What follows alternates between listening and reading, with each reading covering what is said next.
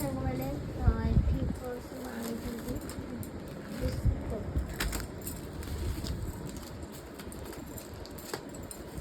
ସେଟା କାର ସେଟା କୋନଟା ହାय ସେଇଟା ଇସ୍ ଏଇଟା ହେଲା ଗୁନୁର ଗୁନୁରା ଓହୋ ଗୁନୁ ପିନ୍ଧିବାର ଓହୋ ନାହିଁ। ହାय ତାର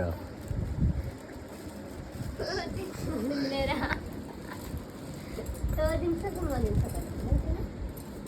ଆଉ କଣ ଆଉ କିଛି ନାହିଁ କିଆ ପେଷ୍ଟ ତମେ ଆଣିଛ ଆଉ ଅଣ୍ଡା ଦଶଟା ଜଲ୍ଦି କର ଏଗ ରାଇସ୍ ଖାଇବା ଏଗ ରାଇସ୍ର ଭିଡ଼ିଓ ଆଉ ମିକ୍ସଚର ଫିକ୍ସଚର ଅଛି ନା ଏଇ ପେଷ୍ଟ କାଇଁ ହଁ ଆଉ କ'ଣଟା ଜଲ୍ଦି